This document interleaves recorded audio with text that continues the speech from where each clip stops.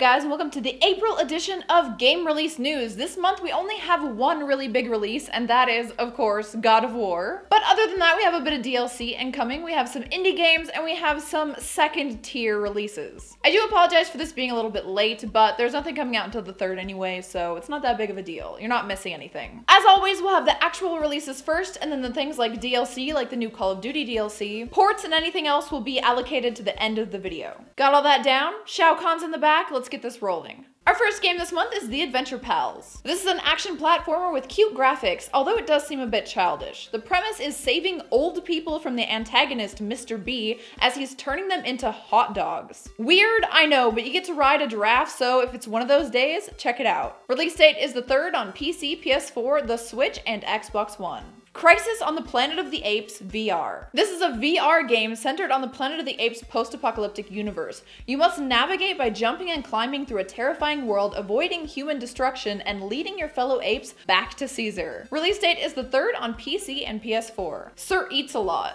Puzzles, exploration, and obesity. That's what you'll encounter in this PS Vita exclusive Sir EATSALOT. There's heavy emphasis on colorful puzzle levels and exploration, as well as eating, obviously. I think this looks pretty cute, but I haven't played my Vita in some time. If you think his belly button is cute like I do, check it out. Release date is the 3rd on the PlayStation Vita. Penny Punching Princess. Oh yeah, capitalism. This cute game is all about paying mercenaries to fight for you, activating traps with cash, and fighting your way from nothing to the top using your hard-earned money. I actually think this is a game about me. The protagonist even has blonde hair. Release date is the 3rd on the PlayStation Vita and the Switch. Epic Dumpster Bear Dumpster Fire Redux. This platformer has 65 levels and has graphics and gameplay reminiscent of the golden age of 16-bit games, also known as my childhood. This bear is pissed because people destroyed his forest and he's willing to do anything to get it back. I believe this is a director's cut of an older indie, but it's news to me. Release date is the 3rd on PC and PS4. DANGUN FEVERON. If you played Japanese arcade games in the 90s, you might remember this game by its alternative name, FEVERON. Now approaching its 20th anniversary, grab a new installment of the arcade shooter with new twists and remixed background music. Release date is the 4th on PS4 and Xbox One. The King of Fighters 97 Global Match. Play the iconic 1997 fighting game all over again, but now with new features and online play. Nothing much more to say about this other than it's definitely a must-buy. Release date is the 5th on PS4 and Vita. Dead Ahead Zombie Warfare. After seeing the zombies in this game, I was sure it was a sequel to Dead Pixels, and I love that game, but nope. It's actually a sequel to Dead Alive, and it looks really good. Too bad it appears to only be on Xbox One. Release date is the 6th on Xbox One. Rick and Morty Virtual Reality. This is a 3D looking Rick and Morty VR game where you take control of a Morty clone. This actually looks pretty interesting as long as it was done well. Release date is the 10th on PS4 and the 20th on PC. Super DARYL DELUXE. This game actually looks really hilarious. You play as an awkward bell-bottom wearing teen named Daryl, whose school has been taken over by evil self-help authors. It's a 2D comedy action RPG and I can't wait to play it. Release date is the 10th on PC, PS4, and the Switch. Regalia of Men and Monarchs Royal Edition. This game is a tactical turn-based RPG and claims it will give you one of the best JRPG experiences of your life. I mean, I personally have played a lot of those as it's one of my favorite genres, so challenge accepted. Release date is the 10th, the 12th, and the 13th on PS4, the Switch, and Xbox One respectively. ROBOCRAFT Infinity. This game allows you to build the robot of your dreams and play online to battle others who have done the same. It appears to be an Xbox One exclusive and its graphics look slightly more realistic than Overwatch, but just as colorful. Release date is the 11th on, as I said, Xbox One. The Snack World. This is a super casual fantasy game that appears to be in claymation style. Expect it to be out sometime this year on the 3DS as well. We don't have much more to say about this game yet, but I thought I would mention it anyway for all of you filthy casuals out there. Release date is the 12th on the Switch. Dead in Vinland. I opened the trailer of this game and immediately knew I had to add it. It looks so unique. It's a survival management game, but it's entwined with RPG and adventure elements and a sick art style. Also, it's about Vikings. Explore mysteries and try to survive. What's not to love? Release date is the 12th on PC. Don't Starve Mega Pack.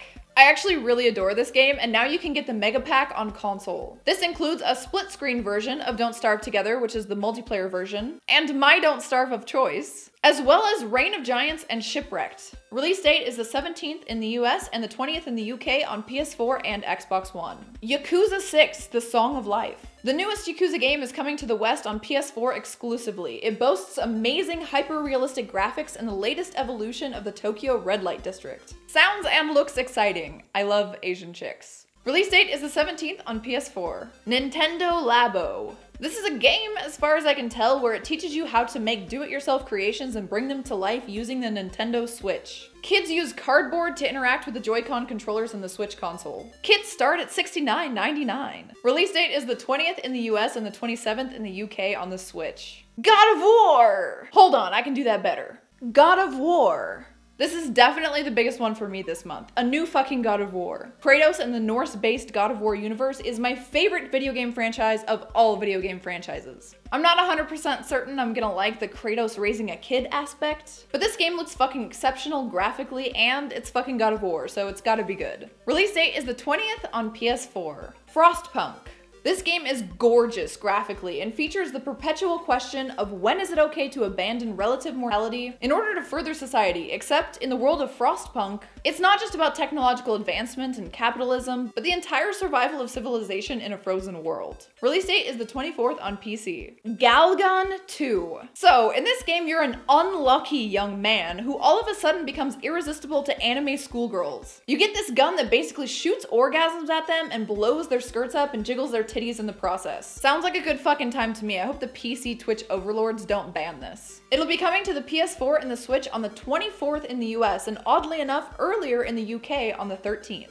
BattleTech. This game garnered over $2 million fucking dollars on Kickstarter, so people must have some serious interest in it. It's a turn-based tactical game with huge mechs. It looks pretty sweet. What do you guys think? Worth a budget of $2 mil? Release date is the 24th on PC. The Swords of Ditto. Fight against dark forces and menacing caves in this adorable action RPG. You can even play co-op with a friend, which makes me want to try this, and if it's good, force Jay to play with me. After all, he enjoyed Cat Quest. Release date is the 24th on PC and PS4. Darkest Dungeon Ancestral Edition. This is a deluxe edition of one of my favorite indie games of all time. It features all DLC, including Crimson Court and Shieldbreaker. If you haven't tried this game, you absolutely must. It's a roguelike turn-based dungeon game with epic voiceovers, and it's super fucking dark. You can also send your dudes to a brothel to de-stress them, which is very cool. Release date is the 24th on PlayStation 4 and the Switch. Murderous Pursuits. This is a cute play on the whodunit dinner party game. You're invited to Mr. X's home to participate in stabbing each other. He's very forward about it.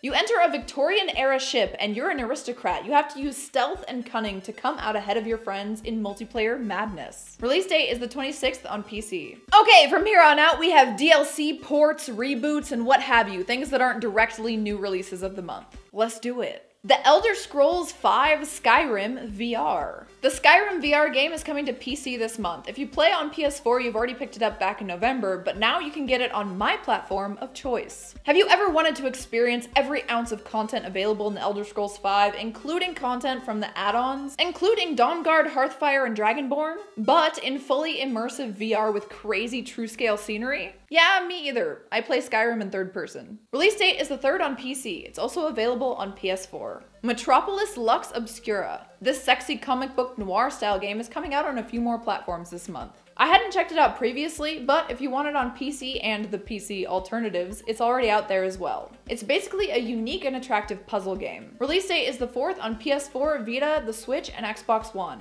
Also available on PC, Mac, and Linux. Sumer. This game looks really fucking cool. You know those old Egyptian hieroglyphs of pharaohs and shit? This game makes them pretty much come to life. It's a combination of 2D gameplay and modern board game gameplay. It's on the Switch this month, but it's been out on PC since last year. Perform sacrifices and rituals to become the ruler of Sumer. Release date is the 5th on the Switch, but it's also out on PC. Impact Winter. This post-apocalyptic top-down survival game has been on PC since last year, but now you must enter the void of white on PS4 and Xbox One as well. Trek outside to meet fellow survivors and upgrade your shelter. I actually want to check this one out. Release date is the 5th on PS4 and Xbox One. Oh, it's like there's hair in my shirt, my back, and fucking it itches. Raining Coins. This is an old 2015 PC game featuring a little girl named Eve. Which is, let's face it, the reason I'm adding it to this list because it looks wonky as shit. Anyway, you must catch the coins falling from the sky to help her buy her favorite toy. Release date is the 5th on PS4. It's also available on PC and Mac. The Bunker. This game came out 2 years ago on various consoles, including iOS, and I'm not really sure how great it is, but it follows a guy named John as he's the last survivor in a government bunker after a nuclear war in England. Release date is the 9th on the Switch. Call of Duty World War II: The War Machine. The second DLC pack for Call of Duty World War II is coming to PS4 this month. 3 new multiplayer maps that make the Nazi war machine feel even more powerful. Play War Mode, Battle in Sicily, and play the all-new Nazi Zombies chapter, The Shadowed Throne.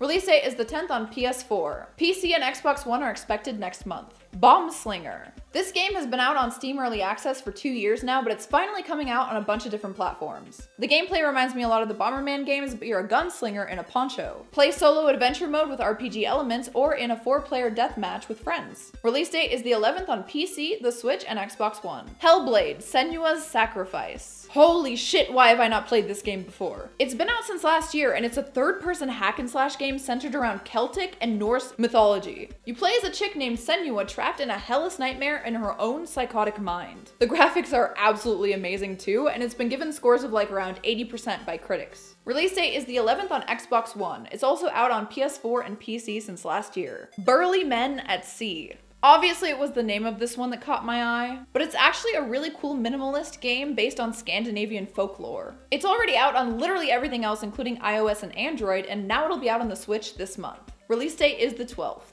It's spring again! Are you a parent of a devil child in the terrible 2s or older? Check out this educational game that's being ported to the Switch just in time for spring. I absolutely hate kids, but if you make yours an educated gamer, I won't hate them so much in adulthood. Maybe. Release date is the 17th on the Switch. It's also on PC, Mac, Linux, and Vita. Wild Guns Reloaded. This shooter is a sequel to the fast-paced Wild West shooter first released in 2016. You play as a cute blonde chick in a pink dress fighting gallery style with a 2D steampunk feel. If it looks cute to you, check it out. Release date is the 17th on the Switch. It's also already available on PC and PS4. Baffle. Brakes are for losers. This adorable single-screen top-down couch co-op racing game that came out last year on all computer operating systems is coming to the Switch this month. Play on 10 super different tracks from here in Vegas to on the moon. Which, I mean, I guess isn't that different. Release date is the 19th on the Switch. It's also available on PC, Mac, and Linux. South Park: The Fractured But Whole.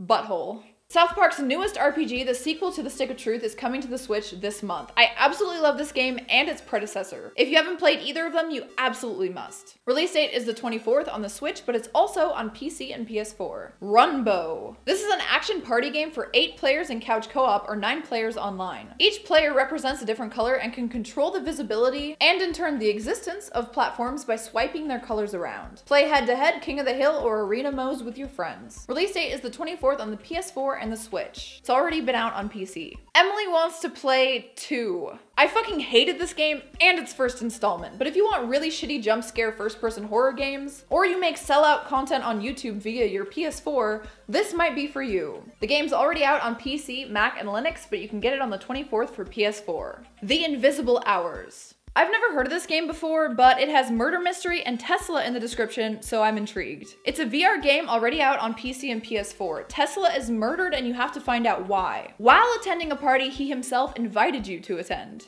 Creepy shit, Edison totally did it. Release date is the 24th on Xbox One. Runestone Keeper. This is another turn-based roguelike dungeon crawler with classic role-playing elements. It absolutely looks beautiful and it's just my style of game. Release date is the 25th on Xbox One, but it's already out on PC and Mac. Naruto Shippuden Ultimate Ninja Storm Trilogy. This trilogy pack of Naruto games has been out on all the things since last year, but now it's coming to the Switch. It features the 3 games Naruto Ultimate Ninja Storm, Naruto Shippuden Ultimate Ninja Storm 2, and Ultimate Ninja Storm 3 Full Burst. Release date is the 26th on the Switch, but it's also on PC, PS4, and Xbox One. Alright guys, that's all of the interesting and important releases of the month. Which ones are you saving for? Which ones are you gonna buy? What looks interesting? Did I turn you on to anything that you didn't already know was coming out? Please let me know in the comments because I love hearing that stuff from you guys. Also, if you guys want to check out every single release that's coming out this month, and not everything was in this video, so it's definitely worth checking out. My references are down in the description as always. I love you guys so much. Thank you for watching this video. I sincerely appreciate the viewership and support. If you would, like, subscribe, and check out my Patreon if you wish. Other than that, what we have in store is we have the farewell DLC of Life is Strange Before the Storm. We have some gameplay of that. We have a few more episodes of The Walking Dead, but I'm gonna discontinue that series at episode number 8. 8 because it's dropping off in viewership, so you guys don't have that much interest,